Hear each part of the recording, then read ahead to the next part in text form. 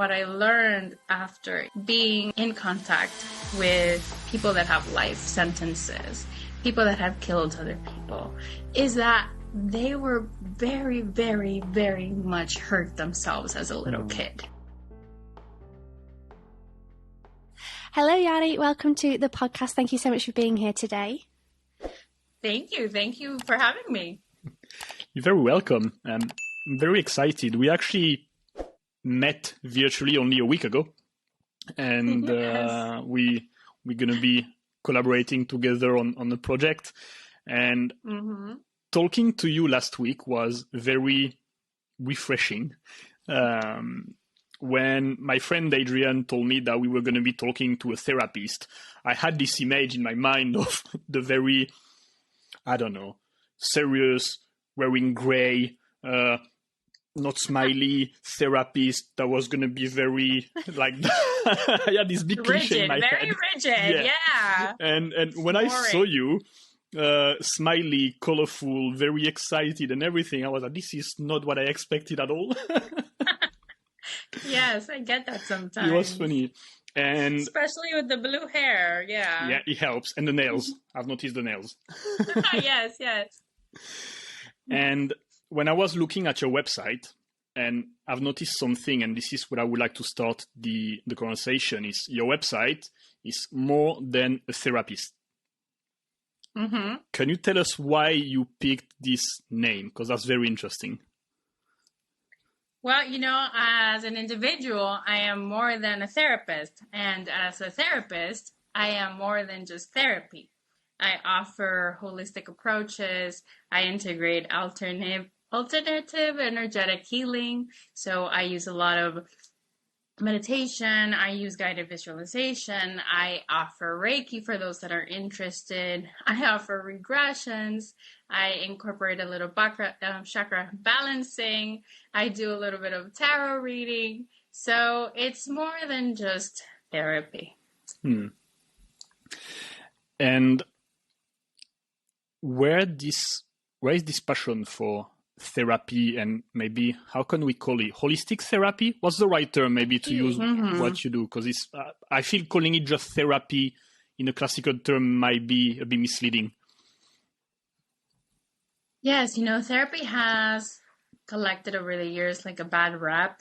Yeah. And a lot of people see it as very boring and uptight, and there's still a lot of stigma around it. And now that there's so many coaches out there, I think people are more used to the term coaching now than therapy. It's kind of like the new thing. But what I love about therapy has never changed. And that is just connecting with the individual, having conversations where we understand what is happening for them, what is happening when they're here, how I can assist them based on my understanding of what they're sharing. So therapy for me is just connecting. That's a very nice way to put it. And it's way less scary. Yeah, in this sense, Yeah. Intimidating. Yeah, that's the word, actually. Yes. I don't bite. Yeah. No, because, when I think therapy still has a stigma. When people don't like to say they go to therapy, they go to see someone. And there is the stigma is not shared as commonly as, I'm going for a scan, or I'm going to the physio because I've got a problem with my knee or my elbow. It could be the same, but no, there is this stigma around it. And I think the way you present it is very refreshing and less intimidating, and also it kind of sounds like there's nothing wrong with the person, isn't. Because I feel like people are scared to say I'm going to see a therapist because that kind of implied there is something wrong with you for some reason. Right, and then I have to tell them everything I've done. No, right? Yeah. There's going to be so much bad shame, judgment coming in, and now it's nothing like that. And I appreciate that you're taking the time to look into that stigma and talk about it. Because like everything, I think the movies have played a big role in how therapy has been presented over the years. And it's important to remind us all that what we see in the movies is not necessarily the truth, right? Just like they show a woman giving birth in 5 minutes at the movies. That's usually not the case in reality, right? But the more you see movies like that, the more you tend to think that that's the way it is when you actually allow yourself to go and experience it. And having said that, there's different types of therapists, just like there's different types of doctors and different types of specialties. And just because you went to one bad doctor doesn't mean you're never going to go to another doctor again, right? Or just because you had a bad teacher in school doesn't mean that all teachers suck, right? So it's reminding ourselves of that same concept. If we are going to allow ourselves, gift ourselves the space to have that for us to share whatever it is that we want to share, because at the end of the day, you're sharing based on what you want to share. You want to come in and you want to tell me all lies? That's amazing, because I won't know that they're any different, right? So that fear of what do I have to say? You get to say whatever you want. You get to experience whatever you want to experience based on what your intention is coming to that space. Just like if you go to a bar and sometimes you have a drink and sometimes you don't, you choose that. You go to therapy, you're going to talk about your parents or not. You're going to talk about your relationship or not. You're going to talk about you or your coworker. Whoever you decide is okay, because it's a space for you. And at the end of the day, that's what I would like everybody to know. Therapy is just a space for you. Yeah. I think also from what I've learned in the past few years, after talking to coaches, like you mentioned, and learning a little bit more about mental health, self-development and everything is, and I'd like to know what you think about that, is that I feel in a way everyone should, I don't like the word should, but could go to therapy and would benefit from it. You don't have to have an issue or go through something complicated in your life to go. Like, I think even if your life is totally normal and you're pretty happy and everything, everyone can probably benefit from it, right? Yes, and that ties into having the space for you, right? So there's people that have 2 homes, one in the city and one at the beach, right? You have the one on the beach because you want to go and get away and try something new, be in a new environment. Therapy is kind of like that same space, that extra room that you have that you're not paying rent for, that you can access at any time to go and relax, to go and chill, to go and have some conversation, because maybe you don't have anybody in your life circle right now that you can have that conversation with. Maybe you're exploring spirituality and you're listening about aliens and, Sirius and all these stuff. And you're like, if I say that to my friends, they're going to think I'm crazy. Well, you can come and use that space for whatever conversation you want to hold. Yeah. I love that, because I think we have this preconceived idea that therapy should be oh my God, my divorce is going, horribly wrong, or this has happened. And it's amazing that you can go and talk about aliens. I'd never even thought about going to therapy to talk about aliens, but I love that you brought that up. Yes, the Pleiadians and Sirius and all these wonderful things that I'm going to be like, yes, I heard about them. No, I like the way you present it in a way that it's a safe space, and maybe you don't have this space in your home, in your family, within your circle of friends, or maybe you just don't feel comfortable sharing some things with them for whatever reason. You're creating this space for them to share whatever the person wants, and in a form of self-care maybe for them. To go and vent or release some pressure or seek advice, whatever they're looking for, I guess. Yes, and I think, that's one of the differences with coaching, because when you hire a coach, it's very specific, right? I want to achieve this. So you're a mindset coach, we're going to talk mindset. You're a relationship coach, we're going to talk relationships. You're a business coach, we're going to talk business. Yeah. But when you go and access a therapy session, you literally choose what you're going to bring to the table.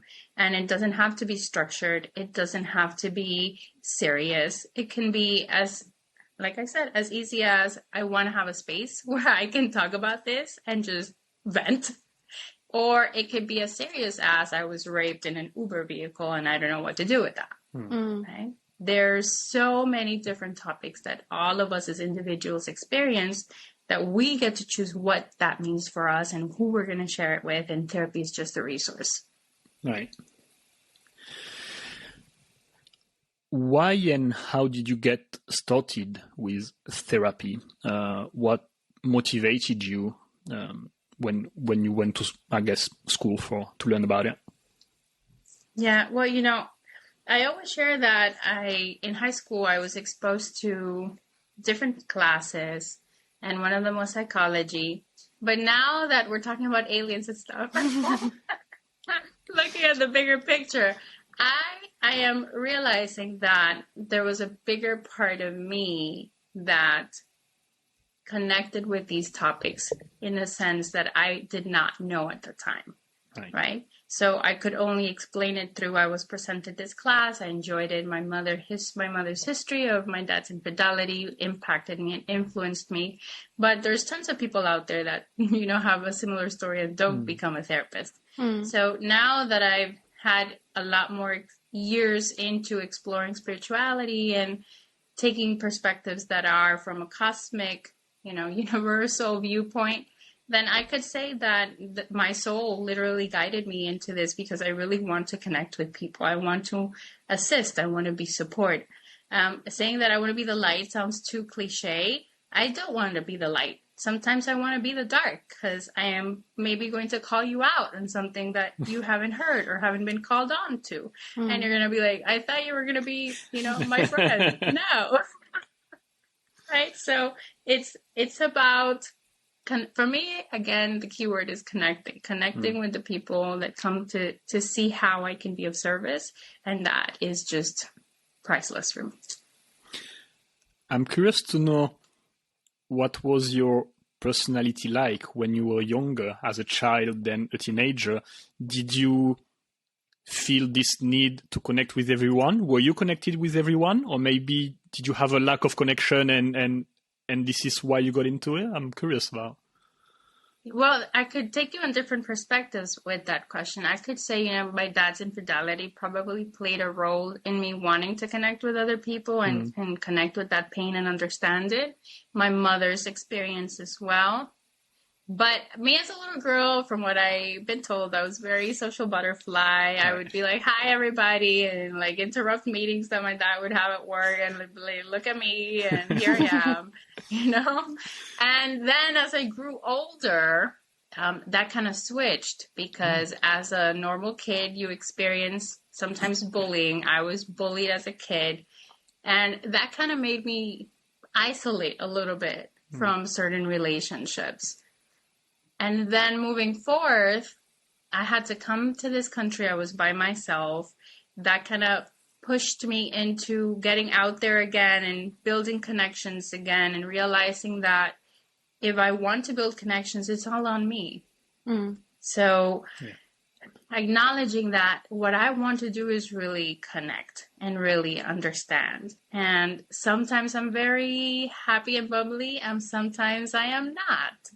And sometimes I'm going to be all smiles and I'm just, taking a bunch of burdens that you're not seeing, because I'm human too. So I vacillate in between being an extrovert and being an introvert. I really enjoy being by myself. I really enjoy being in silence. I don't watch much TV. Sometimes that's an issue because my references are from back in the day and not so much from now. Right? So I enjoy the spectrum going from extrovert to introvert, and it's all based on what's happening and how I believe I can show up better. That makes sense. And as you say, as you mentioned, you're human like everyone else. And we all, I think, to a certain degree, oscillate between those two extremes. Some tend to lean towards one side more than the other sometimes, but we all have those waves of moods and how we feel and stuff like that. And yeah, that's just life, I guess.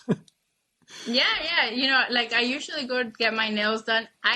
Quiet. You know, it's not the typical, you know, you're talking to the person the whole time. No. I am quiet because I talk a lot in service. Yeah. So when I have my quiet moments, I really value them. So it's that dance. Mm-hmm. That's interesting, actually. And I was going to ask something else, but I'm going to jump on that. How do you deal, if that's the right word, with your job consists on listening quite a lot, listening to, I guess, any kind of stories, positive and negative. That must, you know, I mean, you're human. Even if you can try as much as you want maybe to detach yourself and stay professional, what you hear all day influences you and affects you and your body and your mind, even if you want it or not. That must be complicated, no? Maybe sometimes because you spend your whole day taking in all those stories, but you still have to deal with your own shit also as a human being. Yeah. Is that complicated to navigate all that? At times it is, and only because as a human, I get caught up in my own story. Yeah. Right? But the actual opportunity of having so many stories come to me, it's like if I'm reading all these different books. So all these different books are teaching me something that is a great reminder for myself. Well, sometimes when I go home and I'm just the human self, I forget those stories and stick just to mine. But then when I catch myself, I'm able to be humbled by all those stories that I'm exposed to. So therapy for me is also therapy for me, right? Individually. Sometimes I come to sessions with a client and I'm the one receiving the therapy. Because through the conversation and through the exchange and through the remembering of what it's like sometimes to go through these hurdles that maybe I'm not going through, it's therapeutic for me. You know, sometimes when they're having an amazing moment and I am not, it's therapeutic for me because it reminds me and connects me to that emotion as an individual. So therapy for me is therapy for me. I love that. I'd never thought about it that way. Yeah, I've never seen it from this point of view. It's really interesting. So you mentioned... Yeah, for instance, in COVID, I had... My uncle died, right? He passed from COVID. And they called me literally 5 minutes before I was going into a session, right? And he was back home. He was one of my favorite uncles on earth. I hadn't seen him in like 2 years. We didn't even know he was at the hospital because he didn't want anybody to freak out.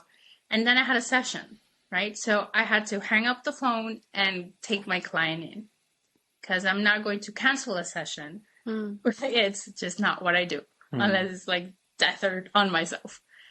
So I took the client in and that session allowed me to separate from that painful lens and go into a different space, which allows me to process later on from a different space the news. That takes a lot of self-awareness and practice. Though, that's probably where your years of experience came and became useful to create this space that you needed. I actually think it's more a passion because for me, therapy is not work. For me, therapy is just this beautiful space. So when I have this beautiful space all the time, I'm refreshed. Right? When I go home is when I'm tired. Yeah. But in sessions, I'm refreshed. It's really interesting. I would have expected the opposite, you know, to, I don't know, hearing those things all day and having people exposing their life and venting at you or whatever. I would thought, you know, that would be exhausting in a sense. And but it's amazing that you have this mindset because that's what allows you to wake up every day to do it with a smile and to keep going and to want to carry on with it. Otherwise, you won't last otherwise, I guess. Yes. And that's why I said, it's easier than, I think it's just the passion, if you're an artist and you're tired, but you're going to connect through that canvas and the painting, you're not working, you're expressing yourself.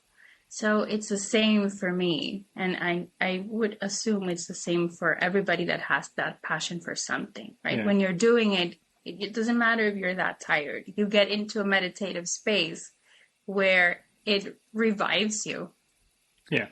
It must feel incredible when you have a client have a breakthrough, when they when they go through something big or achieve something big or whatever it is. It must be like, holy shit, I did that. Like not I did that, but you helped with that process. That must be quite empowering for you. And you're their biggest cheerleader, aren't you?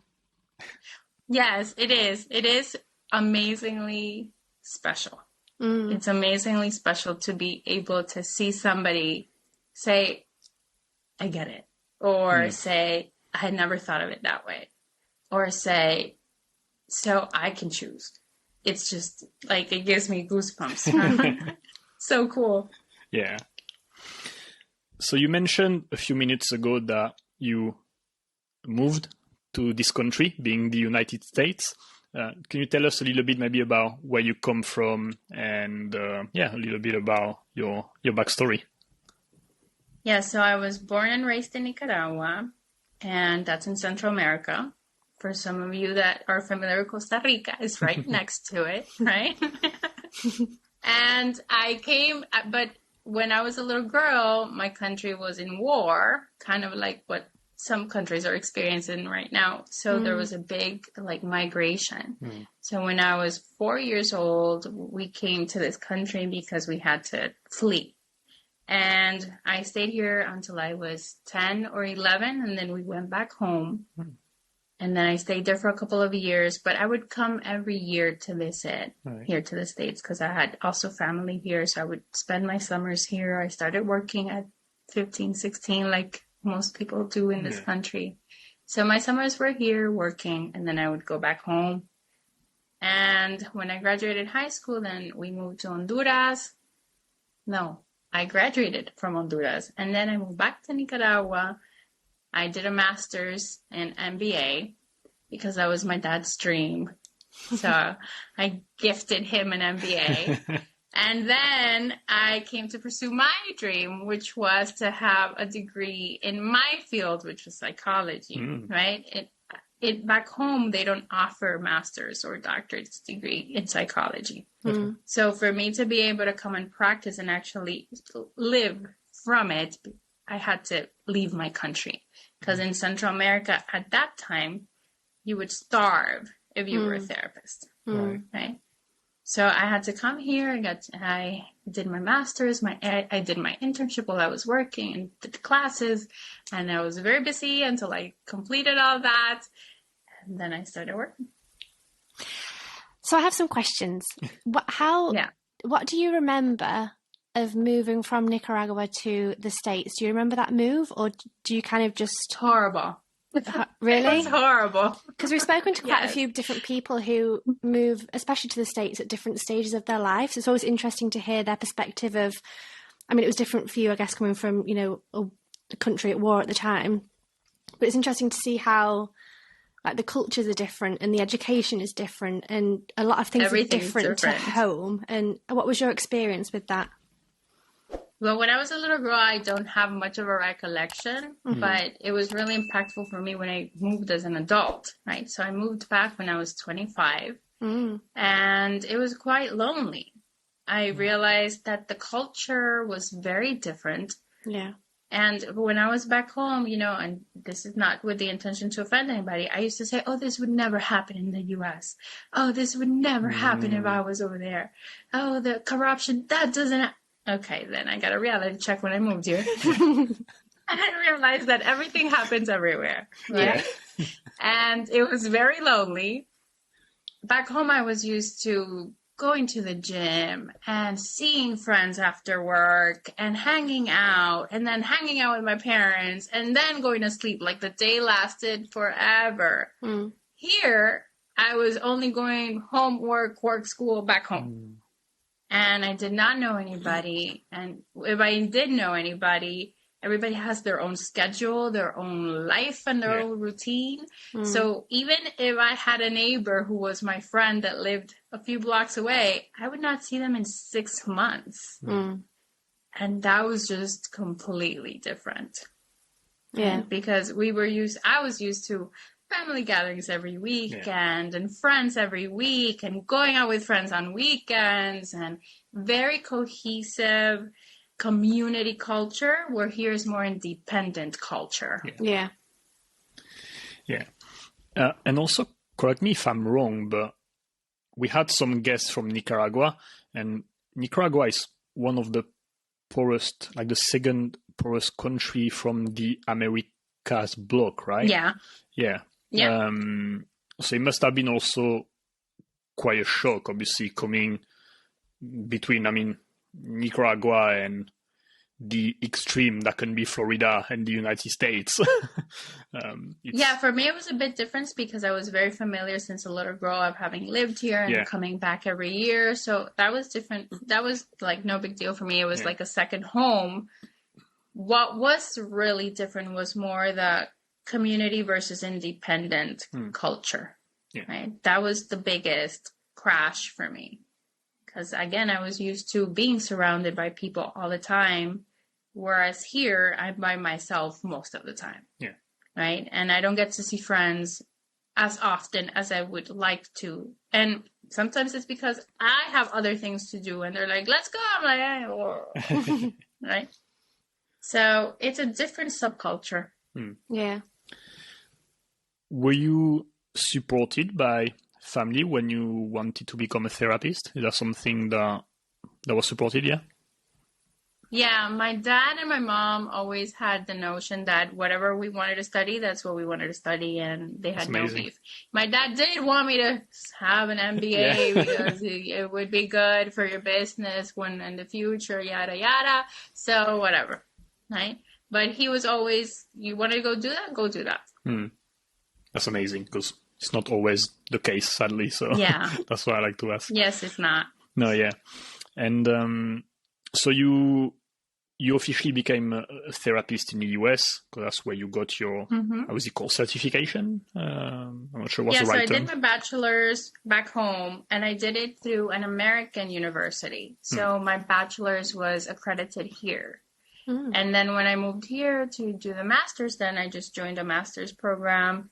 And that's where I completed it here. And I did all the requirements because, it takes forever and a day to become a therapist. And then I started just working, and here I am. I've got a very easy question, but actually I didn't know that until I've listened to another episode that you did with someone else. Can you explain the difference between a therapist and a psychologist? Because apparently it's not the same, and I thought it was the same. Yes, a lot of people think it's the same. And actually, I thought it was the same until I came to this country. In Latin America, there's no differentiation. You graduated with your bachelor's as a psychologist. Right. And that was all you needed. And that's what I did. I graduated as a psychologist, my bachelor's, because back home, you kind of do internships integrated into the program. Whereas here, you don't have internships until you're done with your master's or you're in your doctorate program. So it's a different structure. So when I came here, I realized that I had two options. I had to either become a master level therapist or a doctorate therapist. Okay? The difference lies in that one is 4 years. Yeah, it's 2 years of classes plus 2 years of supervision. The other one is 4 years, out of which 2 years are the same master's classes that you get, plus 2 years of internships, plus another thesis. Okay. So it's actually the same program, but if you have a master's, they don't give you the credit for the master's. You have to do it again. So the only difference lies in the fact that as a doctorate student, they teach you how to do testing, personality testing, memory testing, whatever testing, without supervision. Because now you have more experience because you have a longer program. Got it. Right. Mm-hmm. Whereas master level, I can still apply the testing, but I cannot sign it just me. Mm-hmm. It has to be under the signature of a psychologist, which is a doctorate program. Okay. So the main difference lies within some administration testing stuff, basically, and it's a lot of, okay. That makes more sense. And even the pay is not even that big of a difference, which sucks because we're not that far apart. And then the other one that they get confused is the psychiatrist. A psychiatrist is a doctor who took classes on medication for your brain body. Okay. They are not therapists. Okay. Right? So that's why you go to a psychiatrist and you don't do therapy. You don't get therapy. There's nothing therapeutic of the session. It's just what's going on with the medication. Okay, let's try this and bye. 10 minutes. Understood. Okay. That makes sense. And did you have at some point to specialize in anything during your studies or when you started your career or no? The beauty about this field is that you get specialized based on those you work with, on the populations that you serve, right? And based on who you're serving, you get to experience a lot of what they go through. So you learn and then maybe take a certification or two on a specific technique or approach that you believe is going to work for that population. So having said that, I've been blessed to work with a lot of different populations. I started working with parents, single mothers, or families that had newborn babies for the first time or that were parenting again after so many years. I had experience with mothers who had dual diagnoses of depression, postpartum depression, anxiety, borderline personality disorders. So I started that as a family coach was the title. And then I transitioned into working with sex offenders and court-ordered populations, so the forensic population. And I did that for a good couple of years. And under that umbrella, I worked with pretty much everything court-ordered. So drug addiction, anger management, disability, domestic violence, sex offenders, of course. That was the main population that we served at the time. And on top of that, I did immigration evaluations, evaluations for students, for colleges that needed special accommodations. So I did a bunch of different things.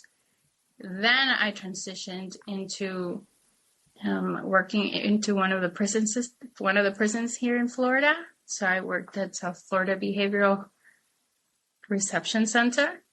And that was amazing too, because it was a lifelong dream of mine to work for the prison system.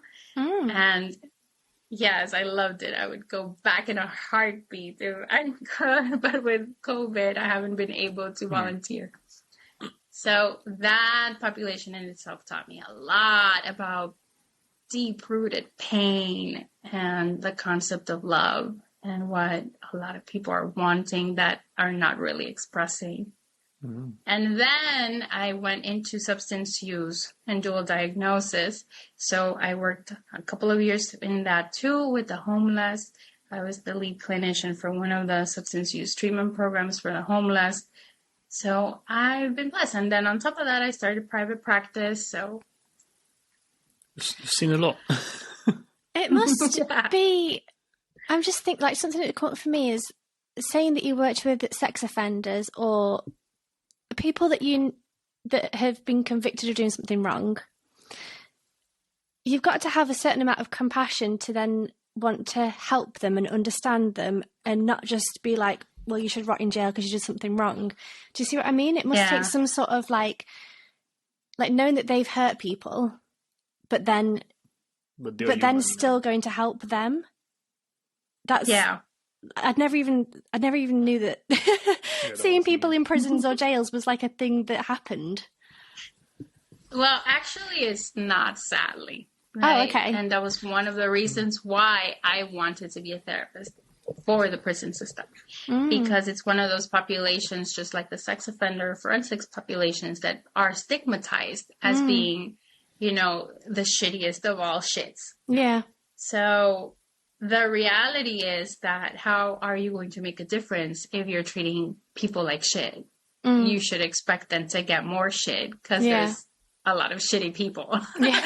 So if there's no one assisting, facilitating, guiding, and shifting these tendencies and behaviors that these shitty people have, how are you going to make a difference in the world? Yeah, how do you expect them to change as well, or to, Yeah, so the prison system, because most of them are private, they are not interested in rehabilitation. They have mental health providers, but the mental health providers tend to be not as engaged, you know, and quite limited as well, because there's a lot of violence in the prison system. Yeah. And if I go against a certain hierarchy, then the one who gets targeted as well is you. Yeah. And that was one of the reasons why I decided to step away from the prison system, not because of the inmates, but because of the other staff that would limit what I would say or not say, because then I was a target. And I was not going to support violence. At what point did you have this motivation to help in this very specific domain? Where's that coming from? You know, when it comes to the forensics, I was always attracted to forensic population. Okay. It was like, I want to understand why you kill people. Talk to me. That's interesting. I want to know why, like what happened that this is the outcome, right? And so it was a lifelong dream, like I said. And when I got the call without blinking, I said, yes, right? I wanted to be part of that system. And what I learned after, you know, being in contact with people that have life sentences, people that have killed other people, people that have been drug addicts and done all sorts of things, is that they were very, very, very much hurt themselves as a little kid. Yeah. Right? So the consensus is around the age of 11, 12, your life became shit. Because the adults around were either not present or they didn't know how to do it better. And because of that, most of the inmates that have been sentenced is because they had to take on the role of being the provider for a younger sibling or for being the provider for their parent who was unable to assist themselves. And because they had to take on this role at such a young age without any guidance, without maturity, without resources, they're going to turn into the streets, which is the easiest way to get money, to become, you know, to establish some sort of a reputation that gets you more money so that you can assist. Yeah. But most often than not, the intention started as, I need to show up for my family. So when you take the prison system and when you take the inmate from that label and see the individual, you are able to recognize that this child experienced severe trauma that led to this. And from a global perspective, the system contributes by not offering anything to show it differently. Yeah. Right? Yeah, like you said, especially if prisons are private, it's a business, ultimately. Yes, it is a business. It's the point is not to it's help. not to rehabilitate. The point is not to help people. It's just to keep them in the system, because the more they're in the system, the more they get paid. Feeding the system. Yeah. So. Yeah, and thankfully there's other countries that do it differently. So there are other models that have shifted, and I respect them tremendously, because there are parts of Europe that the prisons, their population is lowered compared to the U.S. The U.S. has the least population and the most people in prison, and for the stupidest reasons. Yeah, and also a very specific, demographic most of the time. So yeah. I'm curious at the beginning I said that you are not the usual therapist and you have a very holistic, different approach to therapy and the way you help your patients or clients. I don't know which the right term. Clients. When you started your career, did you have this idea of maybe, again, lack of a better word, providing a service that might be a little bit different than what you've learned in a book of how to be a good therapist? Or when did that came? No. At what time did that came? Well, yes and no, because my first introduction to the world of therapy was back home as I volunteered for the psychiatric hospital back home. The psychiatric hospital back home, like most in Latin America, has 0 to nothing of resources to offer the people that are there. They're basically an asylum where people get thrown off because they have nowhere to go. They have no family. And if they have family, the family can't do anything for them. And it's a lot of poverty. Right? Now, having said that, are there people that are severely mentally affected? Yes. Right? Abandonment, neglect, all these things. So that was my first introduction to that type of world. And it was very humbling for me because I would see that they had nobody that would come visit them. They had nobody that would talk to them. It was a very lonely world. So my intention was always to have conversations and to try to get to know the person who was in front of me, even if they didn't make any sense. Right? So if they would tell me, I'm the king of Egypt, I'd be like, Tom, want to be the queen, right? And those were the conversations I would have. So it was very humane. It was very humane. And that allowed me to kind of practice the client-centered approach. That is one of the approaches in psychology. And it's just about the person that's in front of you, right? Then I came to this country, unfortunately, as a master's program. At that time, I don't know now, they didn't offer any real type of client contact. We just had to role play amongst each other. Oh, you're going to be this diagnosis. I'm going to play. Oh, okay. So it was very formal. It was very book oriented. And at that time it was, you have to have a poker face and you can't show your feelings and you can't do this and you can't do the other. But when I started seeing clients, it didn't feel right for me. So I just rebelled and started doing my own thing. Yeah, because that's, again, to go back, to my cliche at the beginning of the episode, like, this is why I imagine it's like poker face, yes, no answers, that's kind of there, like I'm not connecting with you, I'm not showing any emotions to you. Having a desk in between and all these This, like you said, this is not about connecting with people at all. So I guess at some point, your personality came out and had to break through. I was like, no, this is too boring. Like, how am I going to hold my tear when it's like dripping down my cheek? Because if you are crying, I want to cry with you because I am connecting with what you're feeling. Yeah. So what's wrong with that? Nothing. Yeah. I guess also it means that, like, I think for me, if my therapist was crying with me, I'd feel more connected to them as well because they feel my emotions and we're in it together rather than like talking to a robot. Okay, you tell me how you feel, and then you sat there crying and someone's like, okay, great, well, here's the next question. Right. So it means you both connect to each other more. Yes, and in a way, within that, there is a population that expects you not to cry with them, right? So all that gets understood the moment you connect with a person. So if I know that you are open and that we have this therapeutic bond where this is okay with you, then we're going to do that.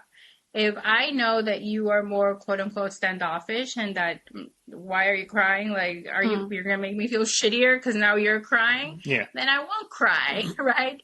So it's about really getting to know the person that's in front of you so that you can gauge what is going to serve them best. That made me think in a way also that there's probably you obviously need to have a connection with your therapist, and as a therapist you need to have a connection with your patient, and maybe every therapist and patient are not a good match. You need to have a certain bond for the chemistry and the magic to happen. Yes. In a way. Yes, and there are clients that are going to come and they're going to be like, you're weird, so this is not what I expected. Yeah. Bye. Right? Because they're looking for a different style. They're going to be clients that are going to come in and be like, this is amazing. Yeah. I feel at home. Awesome. And there's clients, that are going to come in, try you out. And if they're not ready, they're going to be like, you're awesome, but I'm not ready. I'm out. Right? So there's a little bit of everything that happens. Yeah, that's understandable, yeah. So how long have you been doing this for? How long have you been? In this country since 2007. No, I mean, how long have you been doing therapy for? Like, when did you get your degree? Since formally, since 2010. Okay, so like 12 years. But I started working before, yeah. Yeah. Because I was asking that because you've obviously in 12 years spoken to a lot of people and heard a lot of stories. What would you say is your biggest lesson about people in general? Like, what would you say is the biggest thing you've learned, or biggest lesson that you've taken away from talking to so many people with so many different things going on in their lives? We all want the same thing. Which is? Love. Simple. Yes. I was in the prison system. They wanted love. They just have been taught not to show it, not to ask for it, and not even know what it is. So they're very curious when it's offered. When I was with sex offenders, all they wanted was to be given a chance. Because unfortunately in this country, under the umbrella of sex offenders, you have people that I was 18, she was 15, and we had sex, and here I am as a sex offender. Right? There's a lot of that. Yeah. As a sex offender. The minority are the pedophiles. And the pedophiles are the ones that perpetuate a crime against a child. Right? That's the minority of sex offenders. But people tend to think that sex offenders are the majority being pedophiles or just pedophiles. Yeah. And that's not the reality of it. It's very easy to get a sex offense charge in this country.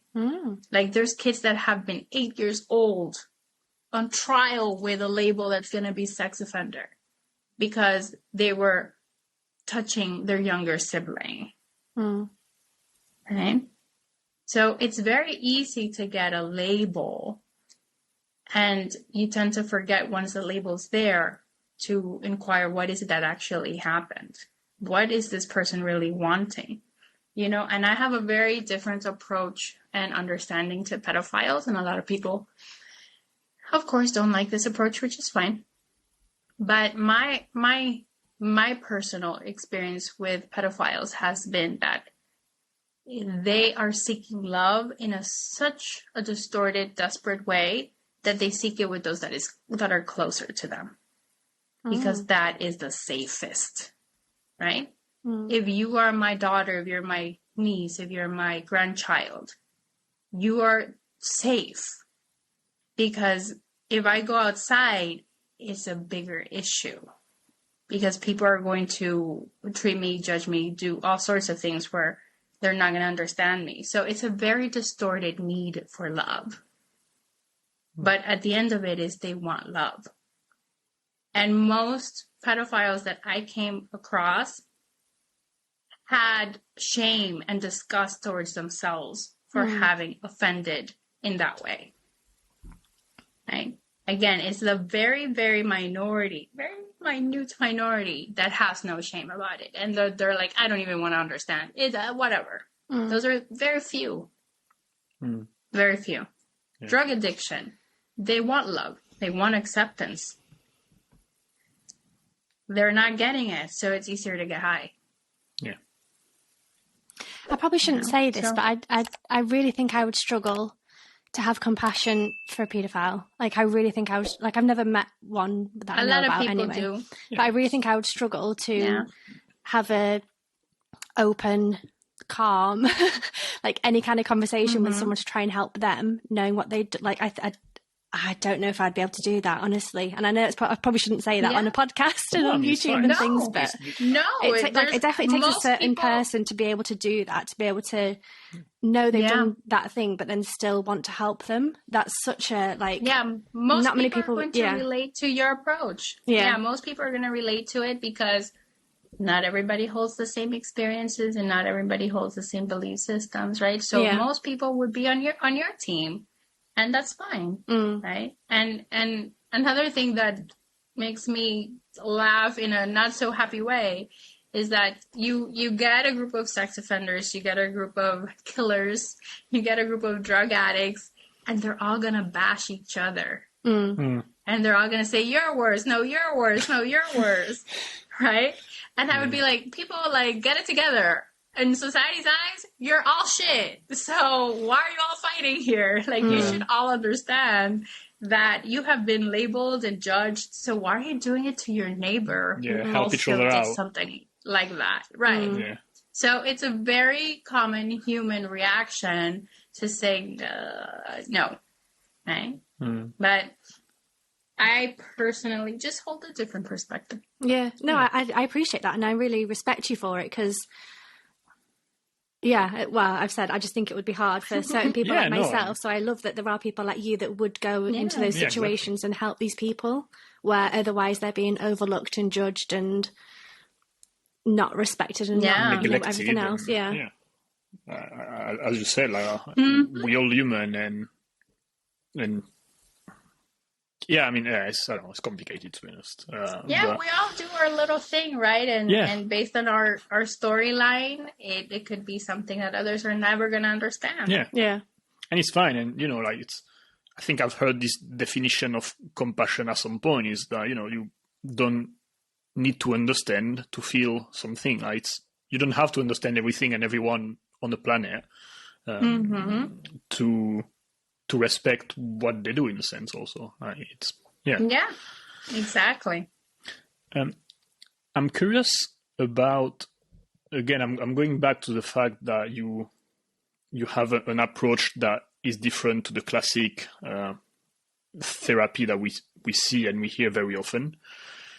Did you encounter, and do you at the moment encounter in your career, some friction and some trouble because maybe you're trying to bring a different approach to therapy by introducing more spiritual approaches to the practice and stuff like that? Are you having maybe some issues, some problem with colleagues or the whole world of therapy?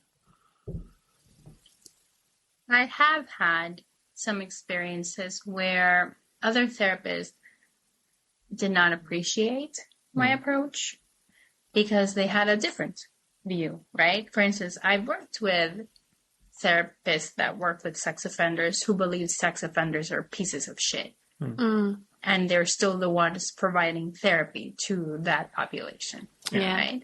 So I have had experiences where my approach is like, you shouldn't be doing that, right? And it goes in this ear and it goes out that ear, right? And nowadays, because there's all these wonderful coaching opportunities out there, I think people are more open to having different types of experiences and being provided different resources.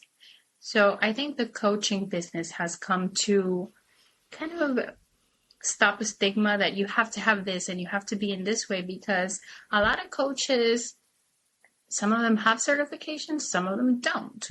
And some of them that don't are amazing. And then you realize that it's not really about what you have been taught, it's more about what you can do for the person. Right? That's very true. So because there's this open movement, then people are more open to say, oh, tarot, oh, crystals, oh, oils, oh, regressions. Ooh, I'm interested. Ooh, tell me about that. So I think the society and communities have been evolving and changing. Because it's funny that we talk about that, because this is a topic we approached in our previous episode as well. It's science versus spirituality. Most of the time, those two domains clash. Most of the time, you're on one group or the other, and you think the other one is just a weirdo. Yeah, wrong. Yeah. And many people, many domains are trying to bridge a gap between both. But, I would say that obviously the study of psychology at school is probably more scientific, based on, I don't know, what's going on in the brain and stuff like that. Yeah. And you're trying to bring this spirituality into a very scientific domain. And they can both sometimes conflict and reject each other. So that's really interesting that you're trying to bring those two pieces of a puzzle that might not fit together, Well, now psychology has branches like energy psychology, which translates into alternative healing modalities. So energy psychology, positive psychology, spiritual psychology are now part of the clan. Okay. And they came to showcase that there are other approaches that weren't considered before that now are resonating more with people. Okay, I didn't know they existed. No. This is why we love talking to people, because you just learn so much. Yeah. Now you get why I do what I do, right? Yeah. The last thing I wanted to talk about is maybe the reason that we've met each other and the reason we're going to be working together is mental health. This is, could talk for hours and hours about it. Yeah. For years and years and years, mental health has never been a priority for people.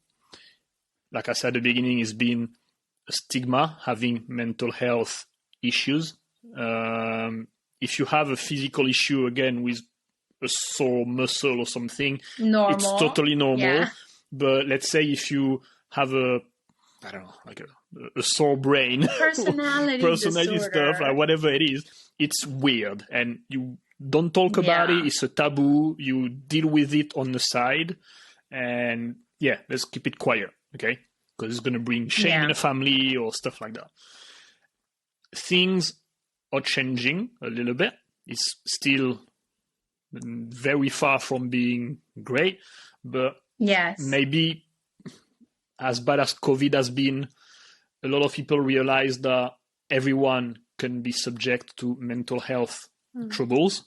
It's not happening just to someone else. Even to the best of us, and I think that's helping clearly to break this stigma. What's your take, I guess, on how do you, for example, define mental health? Why is it important for everyone? Why everyone should care about their mental health and look after themselves? I think I totally agree that it has been evolving, the mental health aspect of how it's talked about nowadays, way more so than before. Before it was like a secret. Now there's more news on the importance of paying attention to yourself and self-care and all that wonderful things that are part of quote unquote mental health. But I think the main issue is that mental health should not be called mental health, because it makes you think that it's just mental, and that's completely off, right? It's completely off because it doesn't integrate the fact that what you went through is what's going to impact you. It's not what you were born with. Oh. Right? Whereas mental sounds like, ooh, there's something mentally wrong with you. Like you were born this way. And a lot of diagnoses and labels around the mental health field are about people understanding that there's something wrong with this person. No, there's nothing wrong with this person. It's that this person has experienced a bunch of shit and that impacted them. And as a defense mechanism, most of the disorders arose because they're a side effect to a situation, not because they were born as the situation, right? So there are some organic diagnoses, right? So for instance, if you are born with a physiological disorder, it's not mental, it's physiological. It's your organism as a whole, right? But if you're diagnosed from a mental health perspective, then it sounds weird and different. So I think that's one of the misalignments that still remains in the mental health field that maintains a stigma. So mental health for me is not the labels. It's not the diagnoses. It's not your mind. It's all about this. Heart, heart, heart. What are you experiencing? What are you feeling? What did that do for you? How did that impact you? What did that create in your mind for you? It's not that your mind is fucked up. It's just that something happened. Let's talk about what happened. Let's understand what happened.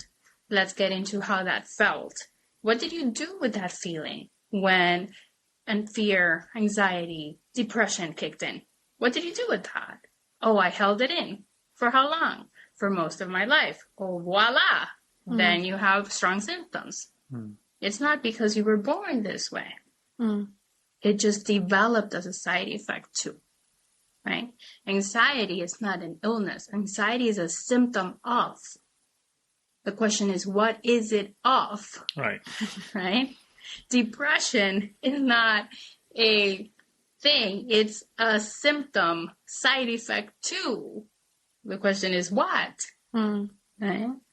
So we're not born depressed. We're not born anxious. We're not born with a personality disorder. We might be born autistic, but that is not a just mental thing. That is a whole system thing. Right? We might be diagnosed Asperger's or the autistic spectrum that includes Asperger's, right? But that's a whole system thing. It's not just a mental health thing, right? If I have a reaction to stimuli around me, that's not mental, people. That's physical. So mental health is not just mental. It's everything. It's just a side effect too, and I don't know why they decided to call it mental. You just blew my mind here. That is... I don't have much to say because I'm going to have to re-listen to that to really take it in. But wow, okay, yeah, it's a very, very interesting and different approach to everything I've read or heard before. That's why it's kind of not easy to take in on the first time. But yes, yeah, I see what you mean. It's a very totally different approach to anything I've heard before.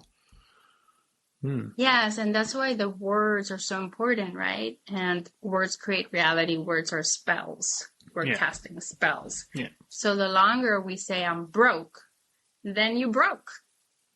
But if you say, well, you know, I went from broke to being in transition, and now I'm in the process of finding a job that suits and pays me what I need for my life to be XYZ, you're no longer ill.